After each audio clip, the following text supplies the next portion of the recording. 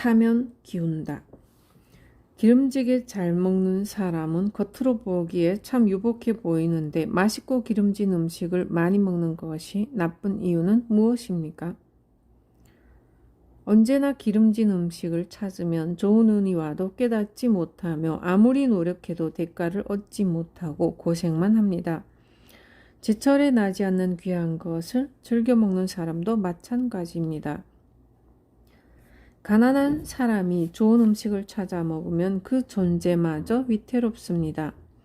자연에 감사할 줄 모르는 소인은 하늘이 주신 복을 다 받지 못합니다.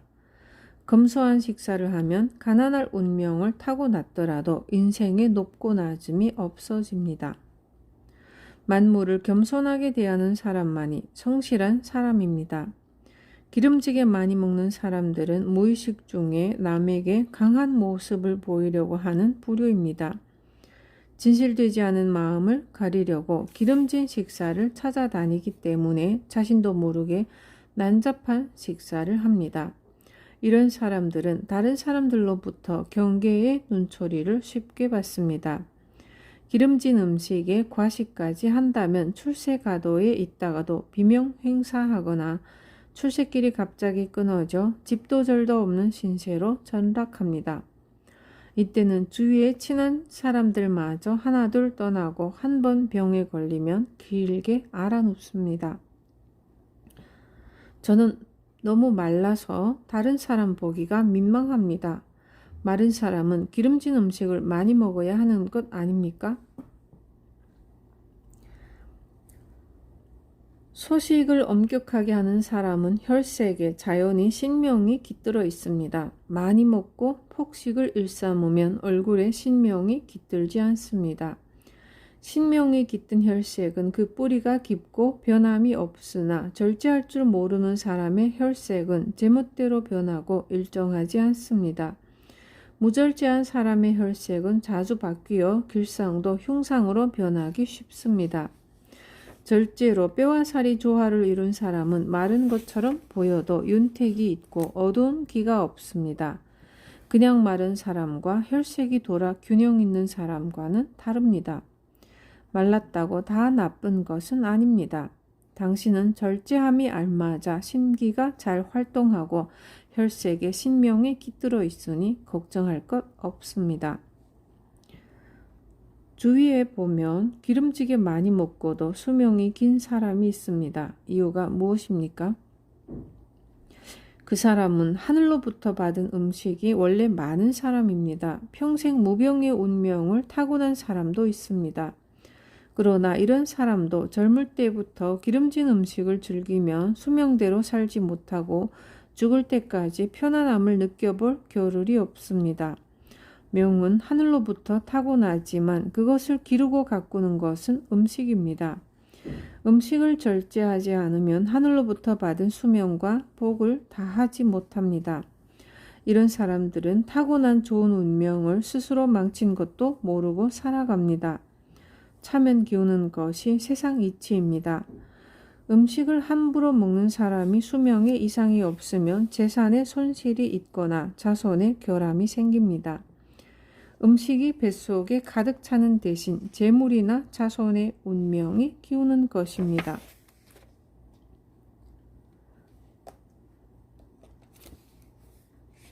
마음이 가난해서 항상 배고프다.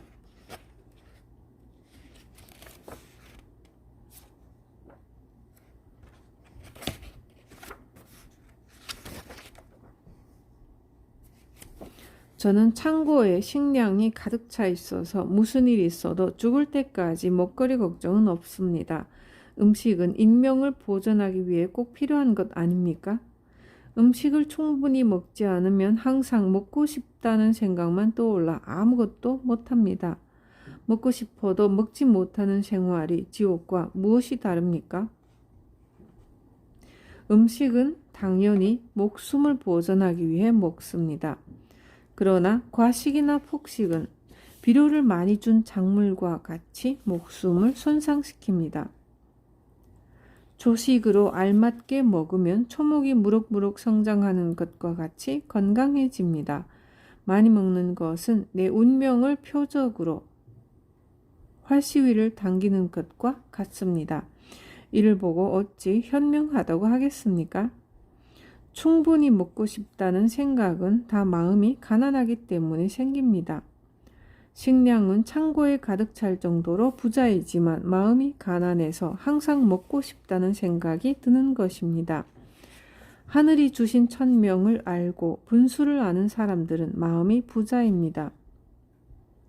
스스로 절제하는 것이 천국의 길임을 아는 사람들은 오직 검소한 생활을 감사하고 행복해야 할 따름입니다.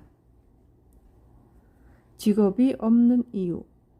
저는 아직까지 온전한 직업을 얻지 못했습니다. 이유가 무엇입니까?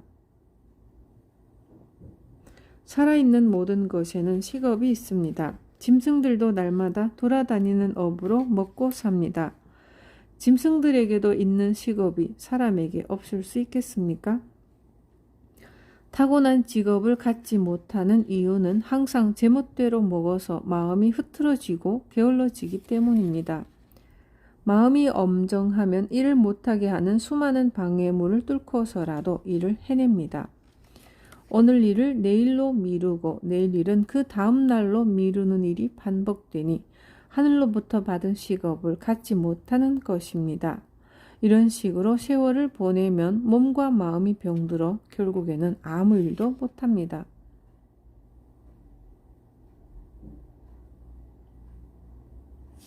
소중한 소금. 음식 중에도 소중한 것이 있습니까? 모든 음식이 그 덕을 헤아릴 수 없이 소중하지만 더 따지자면 소금이 중요합니다. 소금은 오미의 근본입니다. 짜고 달고 쓰고 맵고 신맛이 다 소금의 덕입니다. 소금은 세상의 기운을 돋우는 물질입니다. 바다에만 소금이 있는 것이 아니라 땅에도 곳곳에 빠짐없이 들어 있습니다. 모든 만물의 기운은 소금의 덕으로 그 몸체를 굳게 만듭니다. 소금은 인체를 단단하게 하는 근원입니다. 소금을 허술하게 다루면 상이 좋아도 단명합니다. 또 큰 복을 갖고 태어나도 병에 자주 걸리고 명이 짧아지고 모든 음식이 다 중요하지만 그중 더욱 귀한 것이 소금입니다.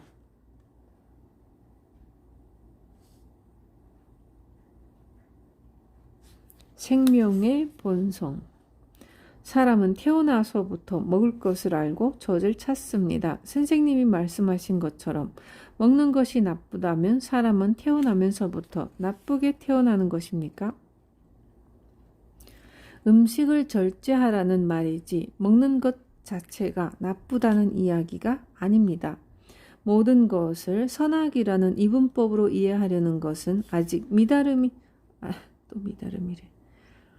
아직 깨달음이 미천한 사람들이 하는 일입니다. 세상 모든 것에는 본래 천성이라는 것이 있습니다. 천성이란 선악과 상관없는 본래의 성질입니다. 먹는 것 또한 생명의 본성입니다. 먹는 것이 어찌 나쁜 것이 될 수 있습니까? 사람이 태어나서 먹는 것은 나무가 물을 빨아들이는 것과 같습니다. 꽃을 꺾어 물가에 두면 꽃은 자연스럽게 물을 빨아들여 꽃을 피우는 것이 꽃의 천성이듯 생명이 먹거리를 찾는 것은 생명의 이치이며 본성입니다. 땅바닥에 기어다니는 지렁이부터 대변을 파먹는 맷새들에 이르기까지 배가 부르면 먹지 않습니다. 오직 사람만이 배가 불러도 계속 음식을 입에다가 꾸겨 넣습니다. 이것은 본성이 아니라 탐욕입니다. 맛있게 먹는 것이 보약. 신선하지 않은 음식은 먹지 않아야 하는데 선생님께서는 상관없다고 말씀하십니다. 잘못 먹고 병에 걸리면 어떻게 합니까? 신선한 음식도 많이 먹으면 탈이 생깁니다. 상하지만 않았다면 신선하지 않더라도 몸에 나쁘지 않습니다. 우리 입으로 들어가는 모든 음식은 원래 모두 생명이었습니다. 생명을 아끼는 것은 온 세계에 쌓인 덕을 아끼는 것이니 나는 천지의 덕을 훼손하는 것을 싫어하기 때문에 좀 덜 신선하더라도 상한 부분을 떼어내고 씻어서 먹습니다. 신선하지 않더라도 잘 씻고 처리해서 먹으면 배탈은 나지 않습니다. 생명의 법을 아는 사람들은 많이 먹지 않기 때문에 신선도가 떨어지더라도 맛있는 음식이 됩니다. 아무리 거친 음식이라도 내가 맛있게 먹으면 심신을 도와주는 약이 됩니다. 가야 할 길을 아는 것이 행복. 선생님은 엄청난 재산을 가지고 계십니다. 그런데 왜 쌀밥도 드시지 않고 보리나 메밀로만 식사를 하십니까? 배불리 드시지도 않으니 지옥에서 사는 것과 무엇이 다릅니까? 아직 자기가 가야 할 길을 모르는 사람은 그저 맛있는 것을 먹고 배를 두드리고 좋은 옷과 대골 같은 집에 사는 것이 행복이라고 생각할지 모릅니다. 저는 하늘이 제게 주신 천명을 알고 분수를 알고 있습니다. 지금 스스로 가야 할 길을 가고 있을 뿐입니다. 가야 할 길을 갈 수 있다는 것에 행복해 할 따름입니다. 나처럼 미천한 사람이 보리와 메밀을 먹을 수 있다는 것만으로도 너무나 감사한 일입니다.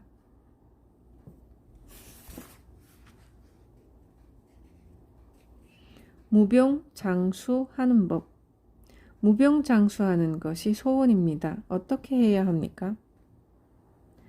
나라에 임금과 신하가 있듯이 사람에게는 마음이라는 임금과 음식이라는 신하가 있습니다.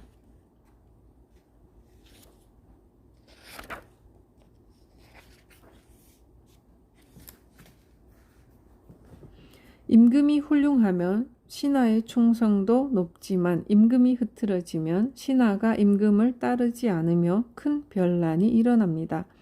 반대로 훌륭한 신하를 둔 임금은 성군이 되지만 나쁜 신하를 둔 임금은 폭군이 되기 쉽습니다. 훌륭한 마음을 가진 사람은 식사가 난잡하지 않고 규칙적으로 소식합니다. 질병은 마음이 흐트러지거나 식사를 규칙적으로 하지 못해 생기는 변란과 같은 것입니다. 사람은 육체와 마음으로 나눌 수 있습니다. 육체가 집이라면 마음은 그 집에 살고 있는 주인입니다. 처음부터 튼튼한 집과 부실한 집이 있듯이 부모로부터 받은 몸이 튼튼할 수도 약할 수도 있습니다. 집이 원래 부실했다면 집주인이 잘 수리해가며 살아야 합니다. 튼튼했던 집이라도 세월이 흐르는 동안 살피지 않으면 무너져 버립니다. 수리할 곳이 많음에도 집주인이 조심하지 않으면 기둥뿌리가 절로 썩고 비가 새는 집이 됩니다. 결국에는 집이 무너져 집주인마저 살 수 없게 됩니다. 주인인 마음이 집인 육체를 보살피지 않으면 사람은 죽습니다. 하늘로 돌아갈 때가 되지 않았더라도 육체라는 집이 무너져서 더 이상 머물 곳이 없기 때문에 마음이 육체를 떠나야 합니다. 사람이 병에 걸려 죽는 것은 집주인이 무절제하여 부모로부터 물려받은 집을 없애버리는 것입니다. 육체라는 집이 거의 다 무너진 후에는 의사를 찾아도 의사가 집을 다시 만들지는 못하며 죽은 후의 한탄에도 다시 살아날 수 없습니다.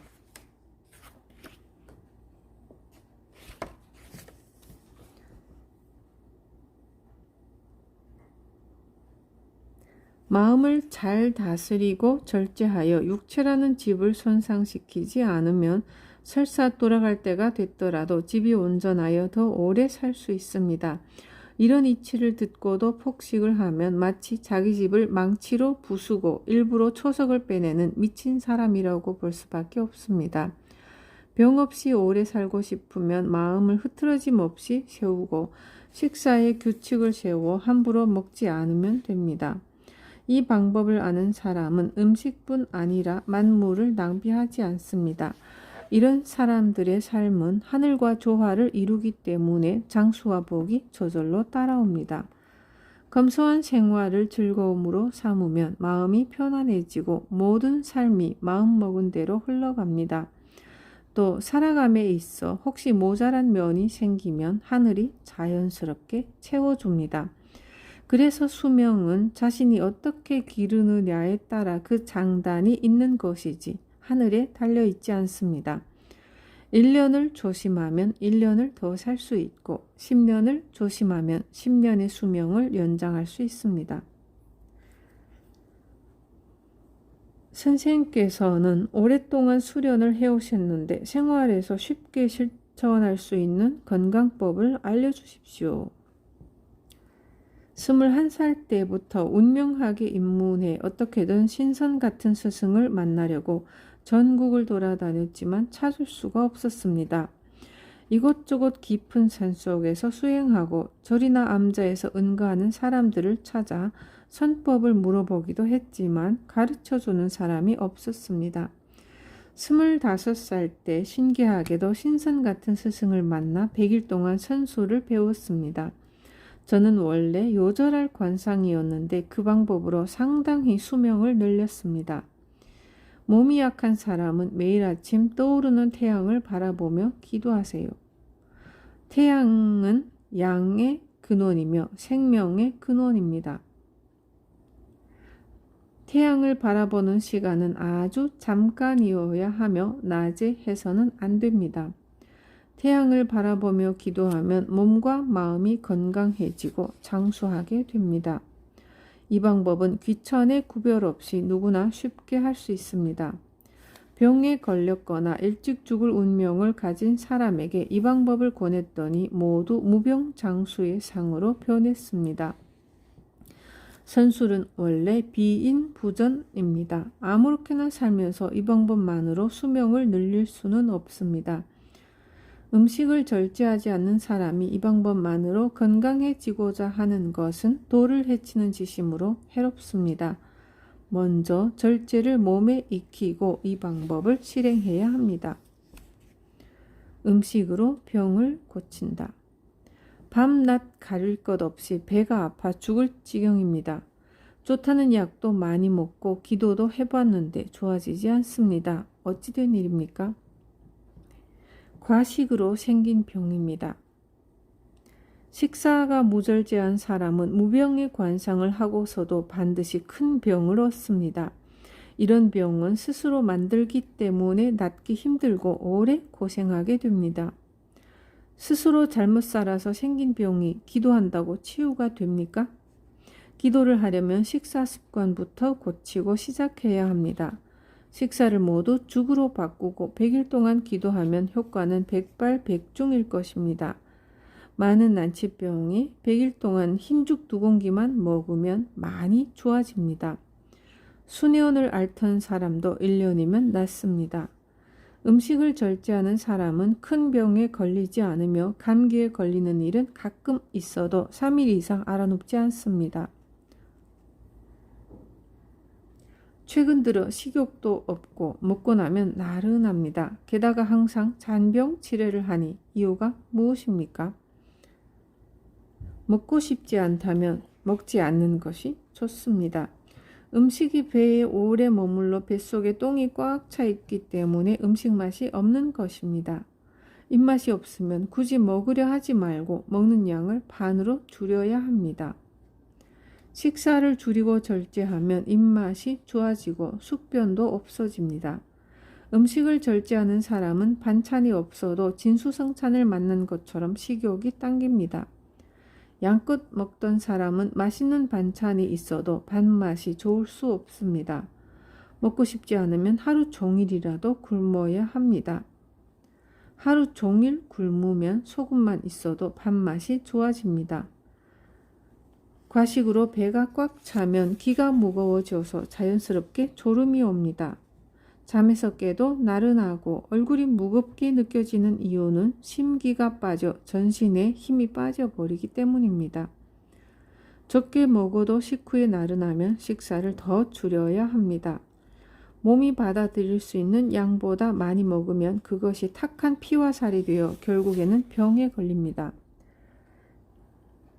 배에 머물던 음식이 없어지면 자연히 병도 낫습니다.